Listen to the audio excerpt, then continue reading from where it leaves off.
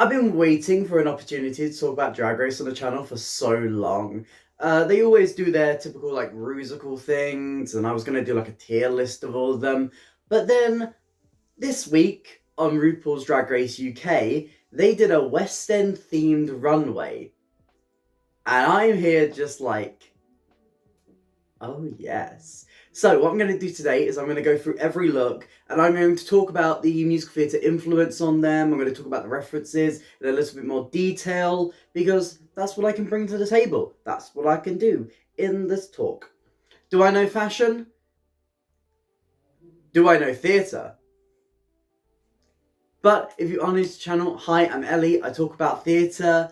I'm dipping into Drag Race, which is rare for me. But if people enjoy it, I'll talk about it more. I typically do reviews and discussions, so if this sounds interesting to you, please consider hitting like and subscribing to the channel. It really helps out what I do here. But let's discuss all of the looks. So there were 8 that walked down the runway, and of course some of our eliminated queens also showed off the looks that they would have worn. I have a look from 3 out of 4 of the eliminated queens. Unfortunately, Sminty Drop has not posted hers yet. She hinted that she would have done Frozen, so that's cool. But let's start first with the queens who walked the runway, and then at the end we can talk about the eliminated queens. Starting off, we have Pixie Polite, who did a look inspired by Hairspray. This is very clear to see. From first glance, you can tell immediately this is Hairspray. The big 60s hair, the outfit, the reveal that she goes into, it's all very, very Hairspray. The reference is very clear here. I will say it's a very literal reference, but a good look overall, clear reference. I enjoy it. Next up we have Jomba's Blonde, who has a look inspired by Singing in the Rain. Now, I love this take because it's what I want. It's like a nice little elevation. It's taking the ideas and the themes and the recognizable iconography of Singing in the Rain and incorporating that into a drag aesthetic. I love the idea. The cage looks a little bit odd, not coming around and being symmetrical. I feel like if that detail was changed, this look would be immediate, like, top tier, because all of the other details are amazing. The raindrops coming down the face, the makeup looking beautiful, the massive rain hat that goes all the way down to her back. It is a beautiful look. It is truly amazing. It's just that one little detail of the asymmetricality of it that, you know, holds me back from loving it as much as I really want to. But in terms of referencing and recognizability, this is fantastic. Next up, we have the icon, the legend, the moment, Black Pepper. If you've been watching this season, you know how amazing Black Pepper is. And she's doing a look inspired by the musical version of Lion King. I love how she's taken the idea of the helmets that they have in the musical and really made it her own. She's like stepped it up. The helmet has a lot more detail. It's bedazzled. The mane is massive and huge, almost like it's about to fall off her head. It's so big. And the kind of tribal outfit she has with the feathers, and oh, this is just beautiful. I love the details, the different patterns all going down the outfit. God, this is amazing. This runway is so good. And Black Pepper just knows how to take these themes and these ideas of the show and just elevate it to a place of drag. Amazing. Next up, we have Dakota Schiffer. Now, Dakota's kind of theme this season has been very 60s, so it's quite fitting that she comes out in a Funny Girl reference after spending the entire episode complaining about how much she hated musicals. Girl, I'm trying to root for you. I'm trying to root for you in your season. You know, I've got to support the trans girls, you know? But, come on, you're not making it easy for me. You have unleashed the fury of the theatre gaze. But for someone who doesn't like musicals, this is a great Funny Girl reference. You can immediately recognize it like a lot of looks tonight. The flowers, the orange colour, the big bow.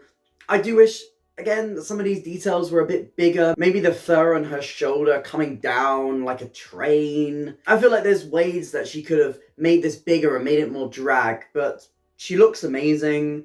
Like, honestly, stunning. Look at her makeup. Oh, she's so pretty. I wish I could look like her. A great showing from Dakota Schiffer. Now, when I started to watch this, as I typically do with a bit of Drag Race, I think about what I would do on this runway. And immediately my brain went Hedwig. And here we are, Cheddar Gorgeous, doing a Hedwig and the Angry Inch look. Now, this is quite a hard one to do, because Hedwig is already a drag musical in some parts. And so if you've already got something that is drag, how do you elevate that further so that you're not just doing a reference to something that is already drag? And I feel like Cheddar does a really good job here. She has the wings that lift up with the writing on them. The quote from the film, "Deny me and be doomed." She's got all of the images and the kind of messiness that Hedwig is known for. She's got the very iconic pieces, but she's also kind of made it her own. One of my favourite looks of the night. Then there's Le Fil. Now, what a look. Le Fil is coming out in a reference to the musical The King and I. It's a musical all about the blending of two cultures. And on this runway, Le Fil just comes out in such an elevated, beautiful version of it, playing up the kind of femininity and mixing that with the King's aesthetic and just giving us this beautiful androgynous runway look. The details on her face, the jewels, and going all the way down and forming towards her chest that's on show with the kind of robes and the skirt-ish piece and the trousers, and just everything about this look is incredible. And the way that she does the little dance, the little waltz on the stage, another big reference to the musical. It's just, oh, this is brilliant. This is fantastic. I will say, I know there's one more look that everyone is talking about, but this one is my favourite look on the runway tonight. It's just everything you want in a drag runway. Next up, we have Baby. Now, as you've seen, a lot of these musicals that they've picked tonight have been very classic. Obviously, King and I, Singing in the Rain, Funny Girl, all like 40s, 50s, 60s musicals. Hairspray, although it was written in the 2000s, goes back to the very 60s aesthetic. Baby tonight is the only person who's picked a very contemporary musical in And Juliet. I love how she's taken the kind of style aesthetic from And Juliet, but also made it her own. We have the very beautiful blend of the modern and the Tudor, with the puffy skirt and sleeves matched with those boots and the denim going up, the kind of way that it like splits at the middle, the hair, very much a reference to Miriam Teak Lee hair in the show. The reference is clear, the mixture is beautiful. I really enjoy this look. I really enjoy this look. And it's nice to see something from a different time period on this runway as well, not just the classic musicals that everyone knows. Finally, after the runway looks that were aired on the show tonight, we have the one that everyone is talking about. It's Danny Beard as Audrey 2. Oh my god. Now, before I start praising this look, can I just ask why the eyes? Why does the plant have eyes? That's the one detail I'm not quite sure on. If you are familiar with Little Shop of Horrors, you know that the plant, starts to talk and starts to eat people. And with the eyes, I don't know if it just looks a bit more like a snake than a plant.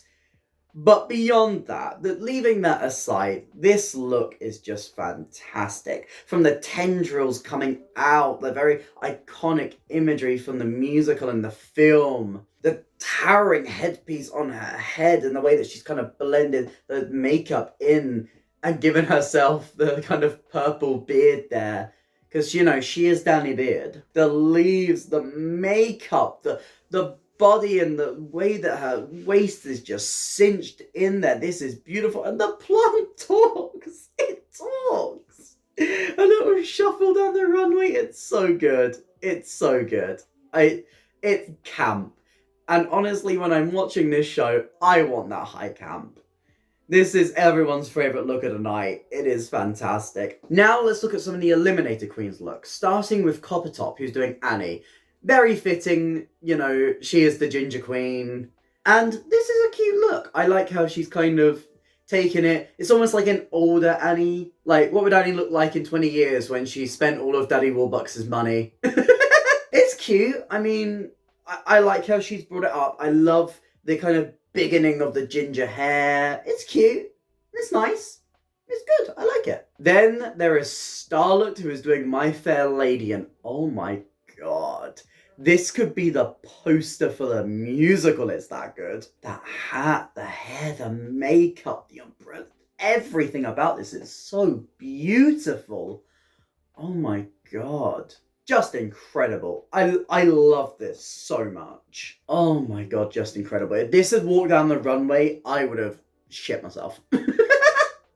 And finally, Just May. Just May is somebody else who's doing a Hairspray inspired look, but instead of being inspired by Tracy, she's being inspired by Edna. Now, in the musical Hairspray, Edna is typically played by a drag queen. It's quite an obvious one to go to, and I'm not sure if on first glance I would get this reference. She's referencing the look at the end of the film that John Travolta wears. I don't know if it's as clear and precise as every other look that has come on tonight. Every other look tonight, I feel like you can look at them and immediately tell that the musical that they are referencing. I feel like at this walk down, I wouldn't quite know. It's a very interesting costume to pick for Edna, and I don't think it's one of her most iconic ones. That being said, the dress looks nice, she looks beautiful in it, the hair's nice. I don't know if the referencing is as clear from the outset as it could be. So, what were my favourite looks of the night? I feel like my favourite three were Black Pepper's Lion King, LaFille's The King and I, and Danny Beard's Audrey 2. I feel like these are the looks that kind of took the musical theatre costume and blended it the best with drag, elevating it to a new point, making it high fashion, and especially in Danny Beard's case, embracing the campness of what musical theatre can bring. I don't really think there was a bad showing on this runway. No one had a bad look, and that is just fantastic. If you are not watching Drag Race UK Season 4, I would highly recommend you start. But what did you think? Did you enjoy these looks? Which look was your favourite of the night? Which one was your least favourite? Let me know all of your thoughts in the comments down below. If you did enjoy this, please let me know as well, because, I mean, I can also talk about the Rusical that they did. I can also talk about past Rusicals that they did. I love Drag Race, and I'd really like to talk about it more on the channel, if it fits, you know. And if this does well. If we get to 1,000,000 billion likes, I will review every episode of Drag Race ever. So if you did enjoy, please hit like and subscribe. It really helps out the channel. But that's it for me today, and I'll hopefully see you next time. Bye.